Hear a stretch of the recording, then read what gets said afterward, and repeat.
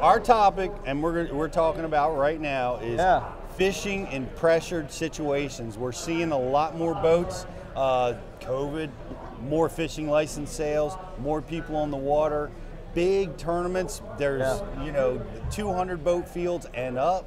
And big tournaments. That's what we're talking about, how to survive and win and thrive in heavily pressured situations. And I want to start out with this quote from another two-time Classic champ, the great George Cochran. And he said at one of our Bass University classes that the most important factor to take into account in any tournament is fishing pressure. It's more important than seasonal patterns and colors and all that stuff. Fishing pressure is number one thing to deal with. What do you think? I would agree with that. I really would, because if you know a spot's getting pounded and it's not maybe reloading like it should, and they don't reload very often, like it has to be the right time of year for them to keep coming in, then things are going to get tougher. You know, it's going to get tougher if there's a couple of guys fishing a place.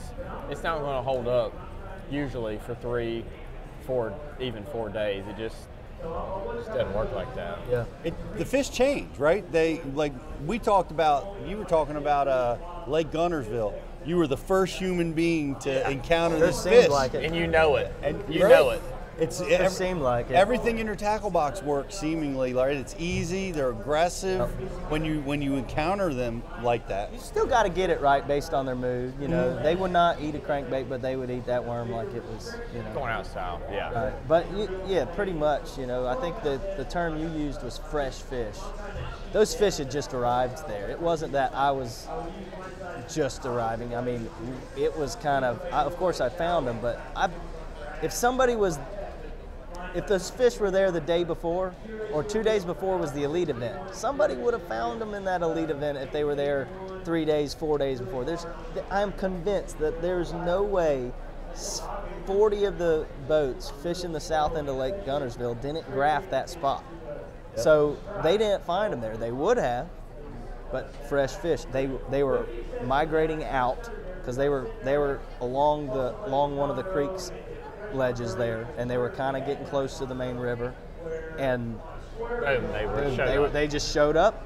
They were probably there for a little while, but they were going to be a lot harder to catch the next day because we put a hook through a lot of them.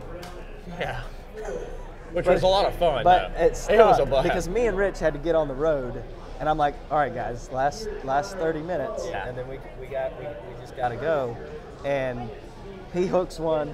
And she's got 10 of them with her. Oh, no. You know what I'm saying? Like, it's one of those. It was one of those, but that's rarely seen. And it's beautiful when that happens. It only happens in the moment. There's no, finding that in practice and then think you're going to go back the next 2 days and just get that, So, Jordan, what do you think happens? Like, is it the fact that they get stuck so much? Maybe another guy comes in and sticks a few, another guy comes in and sticks a few, and then they become virtually impossible to catch. They do.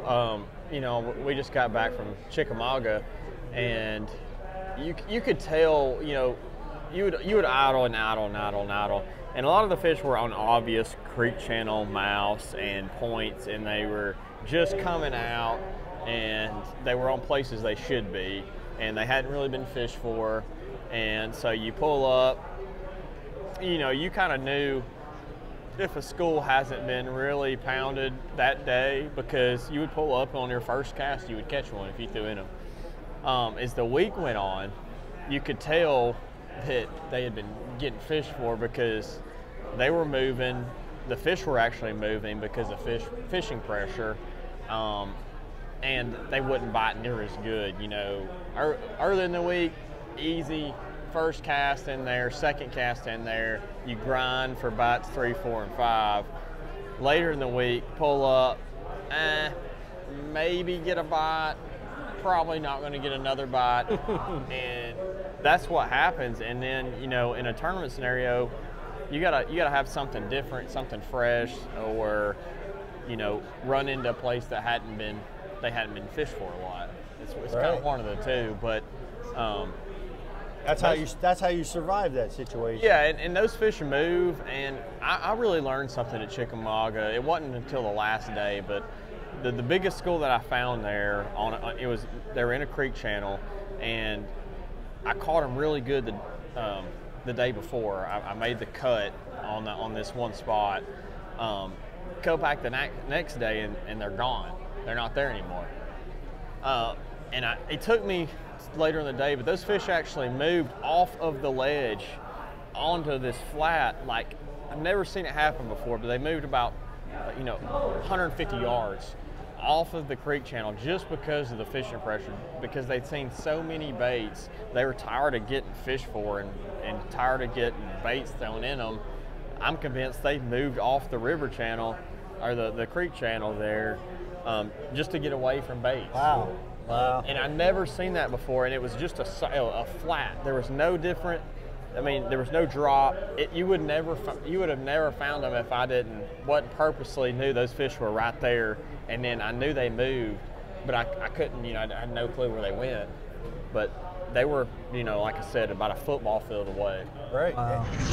And the information Bass University provides isn't your basic run-of-the-mill fishing video.